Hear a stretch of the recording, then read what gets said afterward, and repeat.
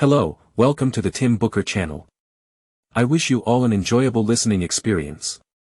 Today, I'll be discussing the essence of the book, Public Secrets, that I'm interpreting for you.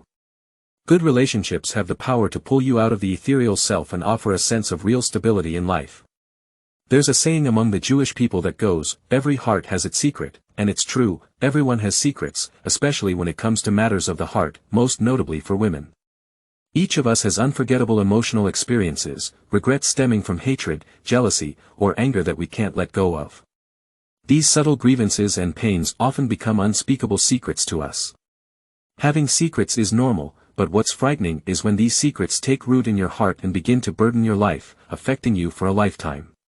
It's not the secrets themselves that are heavy, but our attitude toward them. In the book, Public Secrets, by Alice Munro, the author describes 8 independent yet intricately connected stories. Each protagonist in these 8 stories harbors unknown secrets. There's the librarian engrossed in love letters, the married woman pressuring her best friend to marry, and the middle-aged woman who can't forget her unfaithful husband, communicating with him under a different name, among others. Munro uses exceptionally delicate language to depict the secrets that unfold in the lives of ordinary women. He strives to maintain an objective perspective, presenting the thoughts and feelings of the characters without judgment, allowing the reader to interpret freely. This isn't just the technique used in Public Secrets, it's a recurring pattern in Munro's other works. Like a calm and objective narrator on television, he simply narrates the events. Most of Munro's stories provide the beginning and the end, leaving the development of the plot and even the conflicts that other authors prioritize to the reader's imagination. This gives you ample room for contemplation, and you'll often see your own reflection in Munro's stories. Sometimes, you'll be surprised to find a striking similarity, feeling like the protagonist of his story. Your secrets find a voice in Munro's tales, and you may find inspiration, making connections and resolving long-standing issues that have troubled you. This is the power of Munro's fiction, and it is the power of reading. Alice Munro, a renowned contemporary master of short stories, primarily focuses on female characters, particularly middle-aged women and their emotional lives as they enter marriage. Public Secrets, published in 1994, was Munro's breakthrough, earning him international acclaim. It was nominated for the Governor-General's Award in Canada and the W. H. Smith Literary Award. The New York Times also recognized it as one of the best books of the year. Although Munro writes short stories, they possess the plot intricacies and thought-provoking depth of novels. His work has gained widespread international attention, leading to his recognition with the Nobel Prize in Literature in 2013. When reading Munro's stories, you should immerse yourself in a world that is both fictional and real, accompanied by the quiet patter of raindrops on a rainy morning. Now that I've introduced the basics of this book and the author, let's follow Munro and experience other people's lives, listening carefully to their secrets. Why is it called Public Secrets? I believe it's because everyone knows secrets exist, they just pretend not to. The real world can be complex and cold, so let's find solace in the world of literature, forget some secrets, and embark on a lighter journey. Today, we'll explore 3 parts of the book. The first part is about young girls who don't understand love, reminding us that love is like simple nourishment, not the fabricated entanglement and pain we sometimes imagine. The second part focuses on friendship, highlighting that good friends are like another version of yourself, there to support you in crucial moments, not the ones who pretend to support you. Lastly, the third part addresses infidelity, forgiveness, and even the urge to reconcile.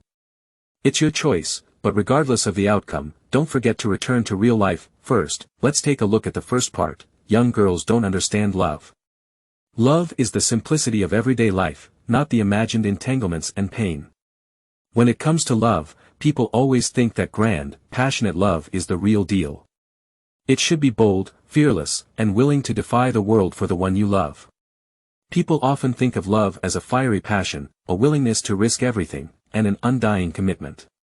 For many, to love someone to the point of being willing to give your life for them is the ideal of youthful love. The regrets of love unattained, the regrets of love lost, all become the deepest wounds in the heart. People we can't have become the ones we love the most. But in reality, love is the companionship in the ordinary, flowing through every minute and every second, imprinted in the daily simplicity of life. In Public Secrets, there's a story titled Forgetful, featuring a female protagonist named Louisa, a librarian. The story unfolds during the war, where a soldier named Jack falls for Louisa upon their encounter in the library. Uncertain of his survival, Jack musters the courage to write a letter to his beloved Louisa. As their correspondence grows, Louisa falls in love with Jack. She begins to care about the war's developments, something she once paid no attention to, and prays for Jack's safe return daily. Louisa retraces the paths Jack had described in his letters, visiting his father and writing him letters to keep him updated on Jack's well-being. Louisa begins to reminisce about all the boys she had met in the library, hoping to sketch an image of Jack in her mind. She starts knitting a scarf for Jack, counting down the days with anticipation. Finally, the war comes to an end. Louisa eagerly awaits Jack's visit to the library but instead finds news of Jack getting engaged to another girl in the newspaper. Unbeknownst to her, he had been engaged before going off to war. Shortly after, Louisa discovers a note left by Jack, simply stating, "I am marrying someone else." These 8 words erase years of their correspondence and leave no trace of their feelings. It's as if their exchange of letters never happened. What's even more heartbreaking is that Louisa never truly knew who she loved. Her knowledge of Jack was limited to his name, and she didn't even know what he looked like. Did Jack love Louisa? I believe he did. If not, he wouldn't have summoned the courage to confess his love, especially when he didn't know if he would survive the war. The first letter was written just in case he died in battle, so he wouldn't regret not confessing his feelings to the girl he liked. However, he left Louisa with a lifetime of grief and an unspeakable secret. Not long after, Jack's life was tragically cut short due to an accident at the factory where he worked. Louisa never got to meet Jack in person. Unfortunately, Louisa never knew who had been writing her those letters, nor what her beloved Jack looked like. Did he have a beard? Did he have a crew cut? Could the person who brushed past her on the street be the Jack she loved? These questions haunted Louisa every day, causing continuous inner turmoil. Yet, there were never any answers, and this became the lifelong pain of Louisa. The letters exchanged between them became the cruelest irony. "Although I'm not afraid to die, I'm afraid I'll never see you again." Reading these words again, Louisa, who had once been so moved by them, might find them absurd and ridiculous now. The factory owner, Arthur, came to return books that Jack had taken from the library. This was the first time Arthur met Louisa. Later, the two got married, had children, and lived a life of mutual support and companionship.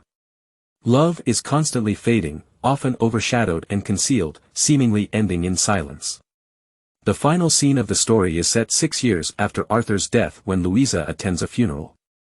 In her blurry vision, she thinks she sees Jack, and she tells him the story of her life with Arthur. Some say that from the last segment of the story, we can tell that Louisa still yearns for the Jack she never met in person. Perhaps in Louisa's heart, Jack has always been the pain she couldn't touch, and she clung to it because she couldn't understand why Jack treated her this way. That unforgettable part in her heart was just a quest for answers. For Jack, Louisa was merely a special circumstance, someone he dared to express his love to when he knew he might not return from the war. Fate is capricious, he didn't dare break off his pre-existing engagement to be with his so-called beloved. It's clear that neither of them truly loved each other. If they had gotten married and had children later on, what kind of ending would that have been, who can say? Young girls often consider the former to be a romantic and sad love, and the latter to be an ordinary and somewhat boring life. But how far can unrealistic love really go?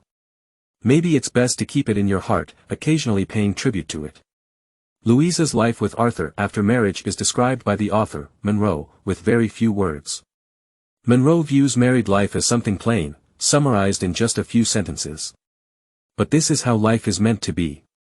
Over time, Louisa grew accustomed to Arthur's presence, so much so that she began to feel she loved Jack more than Arthur. Jack was just someone she remembered in moments of life's regrets, whereas Arthur was the one with whom she built a life and created life. We often confuse relationships, failing to see the familiar people right in front of us. But isn't familiarity the deepest form of love? That familiarity is buried in the details of life, in books and in daily meals. For Louisa, Jack was always a passerby, while Arthur was the main character of her life. Now, let's move on to the second part, which is about friendship. Good friends are like another version of yourself in this world, someone who's there to push you forward in critical moments, not someone who caters to you or pretends to support you. The presence of friendship makes us feel a warmth beyond family and romantic love. A true friend is that extra version of yourself in this world who always shows up during crucial moments, offering unwavering support. They don't try to please you or leave you when you're down and out. They might even understand you better than you do, comprehending your hesitations and dilemmas, knowing your fears and worries, and helping you overcome your concerns. When they see you hesitating during crucial times, they'll do whatever it takes to give you that push, even if their actions might lead to misunderstandings or strain the friendship between you. They don't care about that. What matters to them is how to make you happier. This kind of friendship is far more precious than the apathetic friendships that seem to be everywhere these days. In Public Secrets, there is a story about friendship called Real Life. Millicent is a pragmatic and realistic person who aims to improve her social status through marriage. However, fate doesn't treat her kindly. Although she marries a farm owner, she still can't change the harsh reality of high society accepting her. She has two close friends. One is the romantic Dolly, who has lived with her brother since childhood and doesn't have strong feelings about love and marriage. Even if she doesn't get married, she doesn't mind. Her brother's death is a blow to Dolly, as she wishes to keep living in the small cabin with him. But Millicent, a wealthy man named Spears, falls in love with Dolly. He is a polite gentleman who wants to marry Dolly. Spears is Australian, and if Dolly marries him, she'll have to leave the country, the small cabin, and she won't be able to return. Before getting married, Dolly hesitates. She doesn't want to leave her brother, and she isn't certain whether Spears genuinely loves her. She is unsure about what her life will be like in the future, and to be exact, she doesn't want to get married. When Muriel learns that Spears has fallen for Dolly, she is filled with jealousy and resentment. She tells Dolly that a man like Spears is surely a heartbreaker, and his affection for Dolly is probably just a passing fancy. In a few days, he'll get tired of it. When Muriel discovers that Dolly doesn't want to leave the small cabin, she tells Dolly that moving to a new country is a terrifying prospect, and this makes Dolly even more reluctant to get married. Unlike Muriel, Millicent recognizes Dolly's hesitations. She knows that Dolly has lived with her brother since childhood, and the hunting lifestyle in front of her has been Dolly's life from a young age. No one has offered her a different life, while Spears can. If Dolly continues living in the small cabin, she will never be able to leave the forest, and she won't be able to step out of a world without her brother. This kind of life is unreal, and it's unfair to Dolly. Just like Millicent's dreams, there's a man who can provide her with security and love, enabling her to live a stable and prosperous life, traveling the world, living like a queen. She may not have the chance to realize this dream, but Dolly does. Millicent must find a way to make Dolly feel enthusiastic and confident about the unknown life. To persuade Dolly, she tells her that the small cabin has been sold, and she has no choice but to get married. Otherwise, she'll be out on the streets. Dolly doesn't believe that Millicent would drive her away, but Millicent insists. She tells Dolly that she can swear it on the Bible, which is a solemn commitment in a Christian country. Millicent talks to Dolly about various things, including money, love, and even sex. She tells Dolly that marriage can pull a person out of their own self, giving them a true life. This life might not be as independent and free, but it's solid and warm. She even cries in front of Dolly, expressing her sorrow about Dolly giving up such a happy life. Millicent uses all means and methods, and in the end, Dolly marries Spears. Many years later, she writes a letter to Millicent, telling her how happy she is with her life now, traveling the world. Millicent thinks back to the tears she shed and the words she spoke in front of Dolly many years ago, her promises and laughs. This became her lifelong secret and source of pride. Nobody understands how the independent and free-spirited Dolly decided to get married and live the life of a wealthy lady. For Millicent, nothing else matters, Dolly's happiness is what counts. Many people say that Millicent imposed her own ideas on Dolly, but she didn't. She understood what love, marriage, and real life truly meant. Dolly couldn't keep living in the small cabin next to her deceased brother forever. She needed a real life of her own, and at that time, Dolly didn't know it. Millicent did everything in her power to give her that push, the crucial push that dragged Dolly out of her ethereal, self-absorbed world and into the real world. Regardless of whether Dolly will be happy in the future, Millicent did nothing wrong. Dolly has the right to know that there are different ways of life in this world. In real life, there are plenty of friendships that sugarcoat words, but there are fewer friends who dare to criticize you and point out your flaws. People increasingly tend to stick to their own lives, minding their own business. People like Millicent, who go out of their way to help, are rare. They are not doing it for themselves but for you. They just want you to step out of your self-absorbed bubble and experience the most ordinary and authentic happiness. So, they can't bear to see you lonely in the future. Even if they themselves may not lead happy lives and their persuasion may not be convincing, they still try their best to make you realize the most genuine happiness. Having discussed love, friendship, and secrets, let's now talk about a frequently occurring topic in real life, marriage. Countless marriages that seem happy have secrets hidden behind closed doors and untold pain. Among these numerous secrets, one is particularly significant. What is the true attitude of people when they face betrayal? With this question, we enter the third part, facing infidelity. Whether to forgive, plead for them to come back, or make choices, it's all your freedom. Regardless of the outcome, don't forget to return to your real life. If, one day in the future, your significant other tells you that they've fallen in love with someone else, wants to break up or divorce, and wishes to be with another person far away, how would you react? In this age of emotional complexities, the stories of infidelity, breakups, and divorces play out every day. Everyone contemplates this question, but some find answers, while others do not. Whether you have answers or not, until it happens to you, you cannot know your true reaction. Of course, I hope you never face such a situation. Public Secrets also tells a story of infidelity, named Orchid Campin. Orchids are beautiful flowers, and their language signifies, waiting for love in despair.